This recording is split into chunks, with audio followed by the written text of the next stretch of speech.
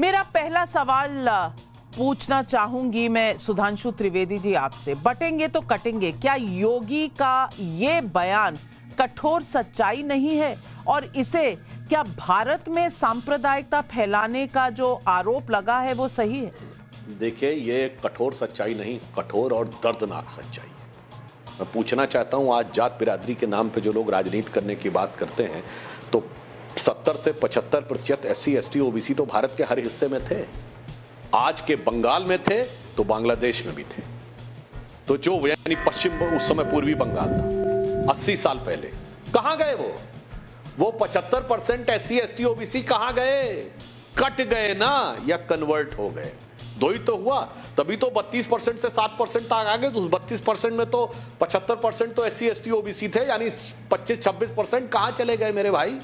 और फिर भी किसी को संदेह हो तो जोगेंद्र नाथ मंडल, जो पाकिस्तान के पहले कानून मंत्री थे, जैसे डॉक्टर बाबा साहब अंबेडकर हमारे कानून मंत्री थे, जोगेंद्र नाथ मंडल भी दलित थे और इसी झांसे में आ गए थे कि जातियों का हम अलग करके और मुस्लिमों के साथ कॉम्बिनेशन करेंगे, और वहां चले गए थे। और उसके बाद जो उन्होंने देखा है कि किस ढंग से दलितों को काटा गया, गांव के गांव घेर लिए गए और कहा गया या तो कन्वर्ट हो जाओ या कट जाओ। और ये मैं हवा में नहीं बोल रहा हूं, जोगेंद्र नाथ मंडल का इस्तीफा अवेलेबल है, नेट पे जाके कोई सर्च कर ले, आंखें खोल देगा, पूरे किताब की तरह है। पाकिस्तान के प्रधानमंत्री ने नहीं सुना, आखिर में दुखी होकर, बेबस होकर भारत आकर गुमनामी के अंधेरे में वो जिंदगी गुजारे और कितनी दर्दनाक ढंग से काटे गए, यह बात देखा। उसके बाद आजाद हिंदुस्तान में भी देख लीजिए, चाहे कश्मीर हो या कोई अन्य जगह हो, धुबरी, बरपेटा, करीमगंज, मालदा, किसी भी जगह के ऊपर जो कुछ हुआ वो इसका साफ साफ प्रमाण है। ये एक राजनीति है जिसकी तरफ योगी जी ने संकेत किया है कि एक समाज को तो फिलिस्तीन और हमास तक जोड़ के रखना है और दूसरे से कहना है बांग्लादेश तो छोड़ो। अगर धुबरी, बरपेटा, करीमगंज, मालदा में भी कुछ हुआ, तुमसे क्या मतलब? तुम्हारे ही शहर के दूसरे इलाके में हो रहा है, तुमसे क्या मतलब?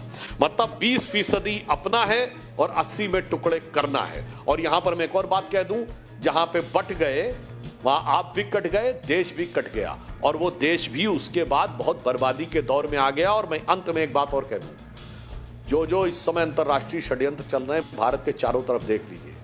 अफगानिस्तान तबाही झेल चुका है, जो कुछ हुआ, पाकिस्तान में जो हुआ, श्रीलंका में जो हुआ, और अभी बांग्लादेश में जो हुआ। अगर भारत बचा हुआ है उस परिस्थिति में तो सिर्फ एक व्यक्ति की वजह से, मोदी है तो मुमकिन है। हम दृढ़ता से हर संघर्ष का जवाब दे रहे हैं। हमने कंडेम किया वायलेंस का कि नहीं होना चाहिए, लेकिन बांग्लादेश पे जो हो रहा है उसका बदला आप भारतीय मुसलमानों के ऊपर क्यों ले रहे हो? आप भारतीय मुसलमानों के घरों को आप बिना नोटिस दिए बुलडोजर से उखाड़ देते हो। भारतीय मुसलमानों को मॉब लिंचिंग करके आप रात दिन मार देते हो। भारतीय मुसलमान के आपको खाने पीने सबसे नफरत होती है। आप भारतीय मुसलमानों के खिलाफ तो एक जंग जैसी आपने छोड़ दी। अरे अगर बांग्लादेश का हमारा हिंदू भाई तकलीफ में परेशान है तो मोदी जी, अभी आपने ऐसा कहा रोज संविधान जलता रहे। अरे संविधान जताने से चलिए जाके लेके आते हमारे हिंदू। चाहता हूं एक गंभीर बात, नाविका जी, देखिए, जो बटने और कटने की बात है तो मैं दर्शकों के लिए कह रहा हूं, वारिस पठान के लिए नहीं। आपने कभी असदुद्दीन ओवैसी को सुना कि वो ये कहे कि मुझे तेलुगु में बोलना है, या कभी बदरुद्दीन अजमल असमिया में बोलने के लिए कहे, या कभी महबूबा मुफ्ती कहें कि मुझे कश्मीरी में बोलना है, या मौलाना मदनी कहें मुझे तमिल में बोलना है? भारत में भाषाओं की विविधता है, हम विविधता का सम्मान करते हैं, पर हमें विविधता में विभाजकता पैदा करके लड़ाया जाता है। इसमें आप नहीं लड़ा सकते, सब एक साथ हैं।